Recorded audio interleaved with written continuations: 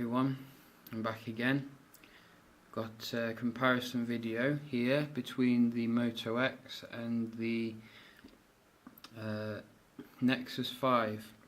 Nearly forgot what it was called then. I just wanted to have a look at them, see what the differences were, see which areas each one was stronger in. Most people would automatically assume that the Nexus 5 has the best specifications, but I don't think we should just look at specifications. I think we should look at the whole experience, see what the Moto X brings to the table. So as you can see, the Moto X is quite a bit smaller than the Nexus 5, and it fits in the hand a little bit better, in my opinion. It's got a very nice rounded back to it, which feels very comfortable. I wouldn't call it premium, but it does feel very well thought of. It's not the most grippy of surfaces, but it's very solid feeling in the hand, and just feels right basically. Although I would like it if they made the screen slightly bigger. In my opinion, 4.7 screen, 4.7 inches, is a bit small nowadays. If it was something like a 4.8 or 9, then I think that would be perfect. But as it is now, it's got quite a nice feel in the hand, and you can't really criticise the build quality. Whereas on the Nexus 5, you've got obviously a bigger device, which is 5 inches or 4.9 or something like that. So it feels more hefty in the hand. There's certainly a feeling of getting your thumb stretched around when you're navigating the device. It does tend to pick up fingerprints more as well compared to the Moto X, as you can see. There doesn't seem to be that oleophobic coating, which the Moto X seems to do better. It has the speakers on the bottom as opposed to the Moto X, which has them at the back. The Moto X has a 10 megapixel camera with auto flash, which supports something called clear pixel technology for supposedly better performance in low light. And the Nexus 5 comes with HDR Plus and OIS as well for video recording. You can't get into both of them, unfortunately. They're both fixed in terms of the storage. Both these are 16 gig models. The Moto X has nano SIM to get access to network connectivity, whereas the Nexus 5 comes with micro SIM compatibility, which could be quite annoying to some people. It certainly was annoying to me. But yeah, in general, they both feel like solid devices. I think the Moto X feels just that little bit better in the hand, but it's very subjective. In regards to the displays of the devices, if I turn them on,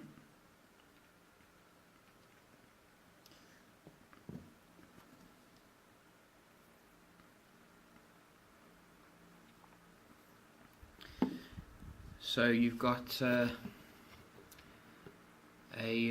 AMOLED screen on the Moto X, which is very punchy in terms of its colours, kind of like the Galaxy S4.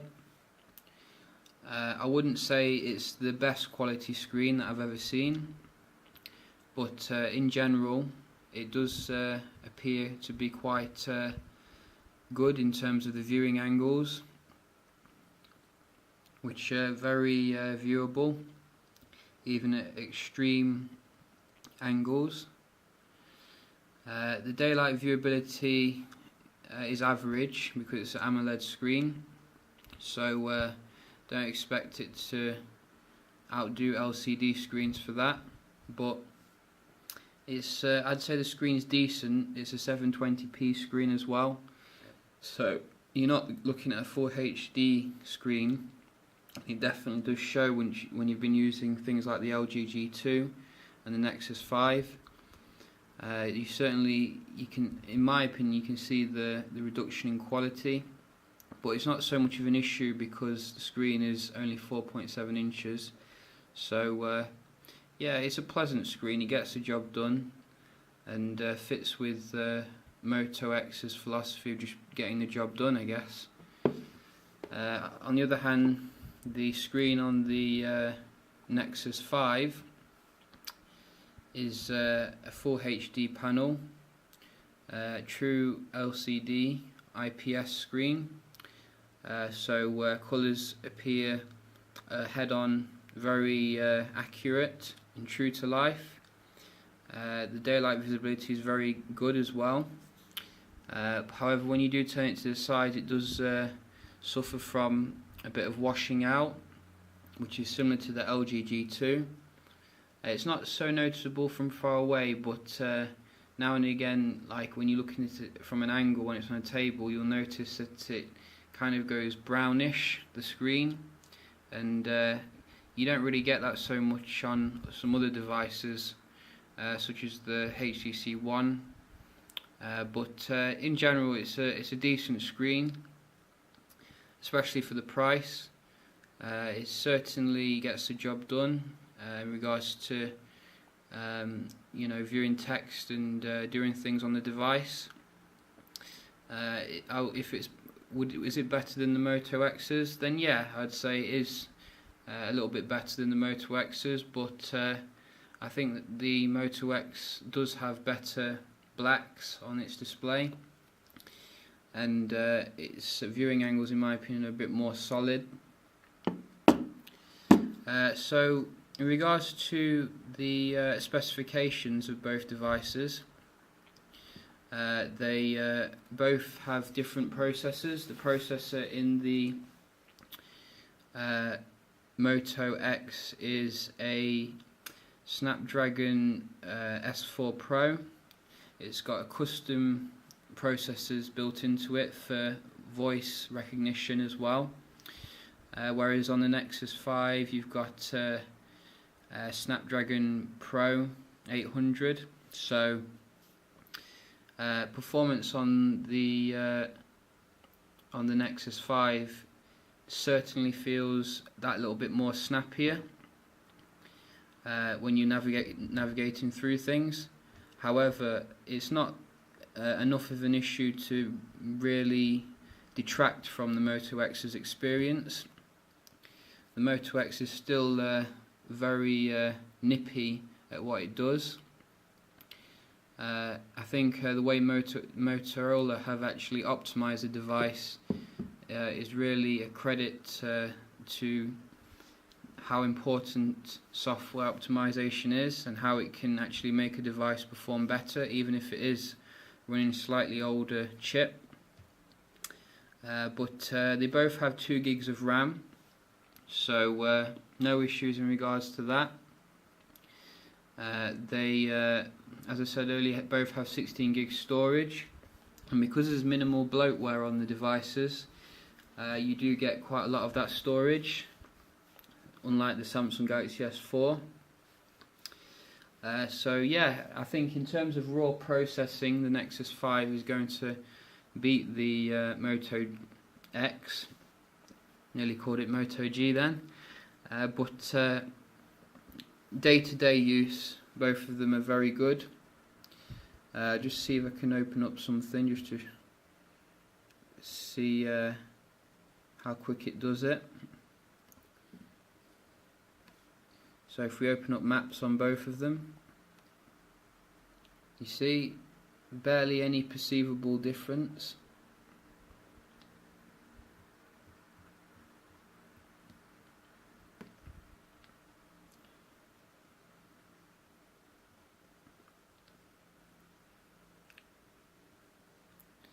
Not really any issue in regards to browsing as well.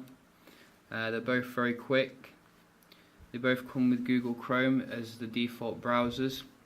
I haven't tried any other browsers, but they're both more than adequate when it comes to web browsing. Let's try Quadrant.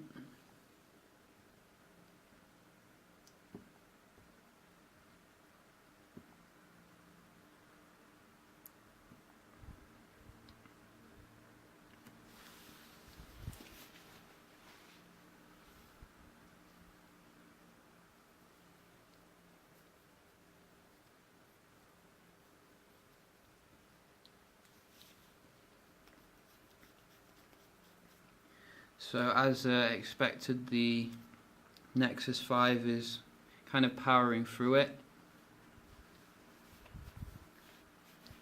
at a higher frame rate in general.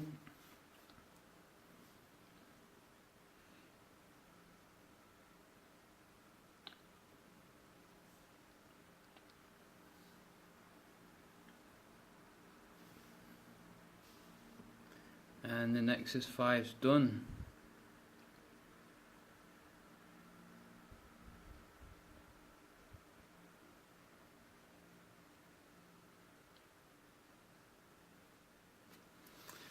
So it's quite interesting, really, even though the Nexus 5 has a clearly superior processor. You can see that the difference isn't really that far off. They both go in 8000s for Quadrant, with the Nexus 5 being a little bit higher. However, they're both well ahead of the competition. I thought the Nexus 5 would be a bit further, to be honest, ahead of the Moto X, so that is quite a surprise. But in day-to-day usage, for people who don't care about benchmarks, both offer an excellent experience. And as I said before, the stock software on both of them certainly helps with that. Regards to camera technology, as I said, both of them bring their own little unique selling points to the table. With the Moto X having a 10 megapixel clear pixel technology, and the Nexus 5 having OIS and HDR+. They both have very simplistic interfaces. They're not really meant for people who want to take pro pictures. You just swipe from the side to get the settings on both of them, pretty much. But I think in general, both of them will take decent pictures. Decent enough to pass for like your Facebook or whatever. But I think in general, the Nexus 5 does better pictures. I'm talking about in general, not all the time, but in general the Nexus 5 does produce better pictures, particularly after the update that Google released. However, now and again the Moto X, it seems to just mess up the picture. Either it doesn't focus in time, or the flash is overexposed or whatever. But I think with an update they will fix it, and it will really release the capability of the Moto X camera, which I think at the moment is not fulfilling its full capacity, because at the end of the day it is a slightly higher megapixel, and it does support some very decent technology there. So I think both of them have very decent video recording. However, I can't really ascertain a difference between them. They both will record in full HD, and there's no lag or anything. I will upload an example of the Moto X's video recording. but in general they are both excellent video recorders. So I think right now the LG is slightly better as a camera, but there's not really much in it, and I think the Moto X has the potential to be the better camera. So in regards to the software, you have, as I said, a stock experience on both of them. The Nexus 5 is going to be updated quicker than the Moto X, but only just. However, it does depend on what commitment Lenovo has to making sure that the Moto X is updated quick in future. So far it's been excellent for the Moto G and the Moto X, both running near stock KitKat, and they've done away with Moto Blur. However, what you will find on the Moto X, which you won't find on the Nexus 5, is a whole load of handy stuff which are meant to make your life a bit easier, such as Motorola Migrate if you're coming from a different phone, Assist as well, which is great if you're in a meeting or whatever, or if you're sleeping it will make the phone silent. If you are driving, it will automatically detect that and it will start to read out your text messages. Obviously you can get all these things from the Play Store, but they're not going to be as coherent and well built when it comes to actual implementation. Obviously the other selling points of the Moto X, which the Nexus 5 doesn't have, is both the notifications that come on the screen due to the low power AMOLED screen. So you can just basically, as you pick the phone up, just unlock it like that, which is quite cool, kind of like the double tap on the LG G2. And it also comes up with notifications which you can quickly get into from that screen. You've also got something which is, I think, the future in regards to smartphone technology, and that is the touchless controls, which is really fun to use and certainly will impress your friends when you're out and about. To invoke it, all you have to do is say the hot word, OK Google now, and as you can see, it will come up with Google Now. You can do what you want on it. However, there is a fatal flaw with that, and as you can see, it's when you have a lock screen pattern. When you have a lock screen pattern, you need to unlock it first before you go through it, which kind of kills the point in it. But I think in future they will update it so that you can probably say something to unlock it, because right now it means that you have to walk around without a phone which is secured. But if you'll notice then, when I said the keyword, Nexus 5 also picked it up. However, it can only pick it up when you're on the actual home screen. It won't pick it up when you are when you have the phone like locked, as the Moto X will. So if I turn off the Nexus 5 and say OK Google now, and give me the weather,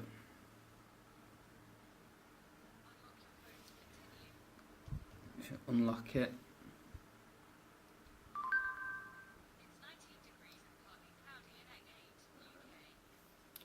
So you know, you can just use it to do anything. You can use it to call someone, You can use it to navigate somewhere, get the weather, whatever. It's absolutely fantastic, and I think it's certainly the future of smartphones. So you can get a similar type of application on the Nexus 5, which I have installed actually, which is, in fact I don't think I've installed it, I've installed it on another phone. It's called Open Mic, which allows you to replicate that type of experience, but it's a bit buggy and it doesn't work as solid as the Moto X, because the Moto X has a dedicated voice chip in it. So it means that I could go all the way across the room and it would still pick it up, which I can give you a demonstration.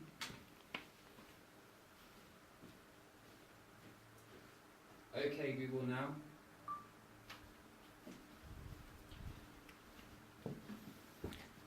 In fact, it's so good at listening, I could go into like a different room and say it really quietly and it would still pick it up.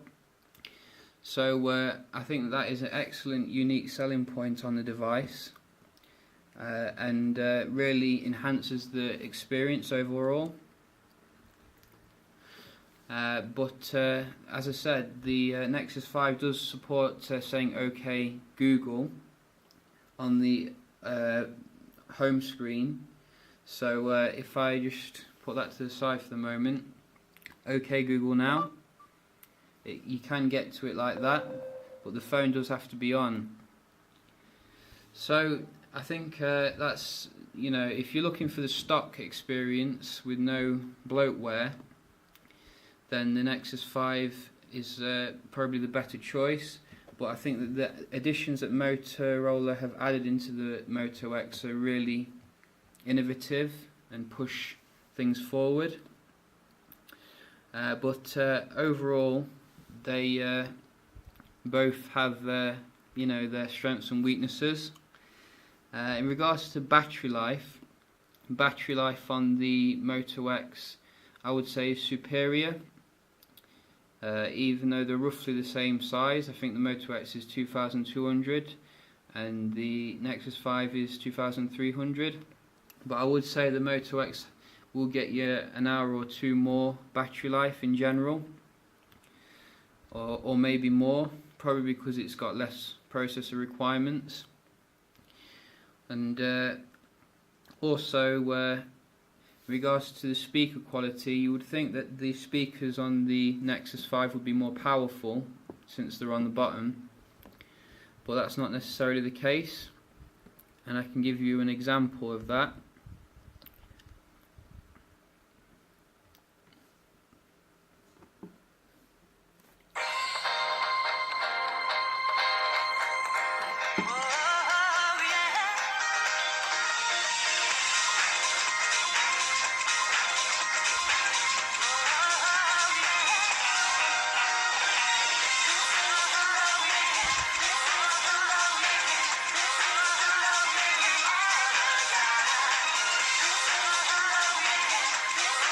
So as you can hear, it's very muffled and very low. Very disappointing speaker on the Nexus 5. Doesn't make sound good at all. Whereas on the Moto X, it sounds much louder.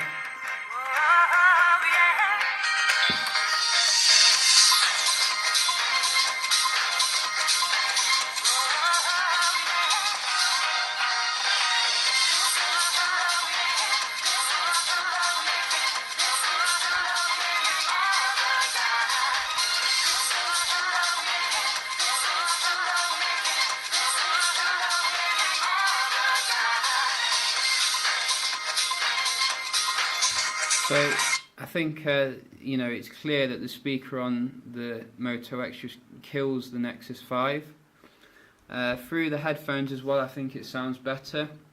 Music is more bassy and has a higher dynamic range. I think the sound quality is a disappointment on the Nexus 5. I think the Moto X has slightly better call quality as well. But they're both quite decent in that respect. So I think that about covers it then. They both have their strengths and weaknesses. Obviously, you've got a bigger screen, faster updates, and better processor in the Nexus 5, and the camera right now is probably better as well. However, I think that the unique additions that Motorola have put into the Moto X, as well as the overall performance, potential of the camera in future, the better speaker, all together make it, in my opinion, a more favourable device. You know, a lot of people may disagree with that, saying that the Nexus 5 is superior, but I think that when the Moto X Plus 1 comes out, then that will probably nail it completely and iron out any issues I have with the Moto X in regards to its size. So yeah, I think that about covers it. So if you like the video, please subscribe or send me a like, and I'll see you next time. Cheers.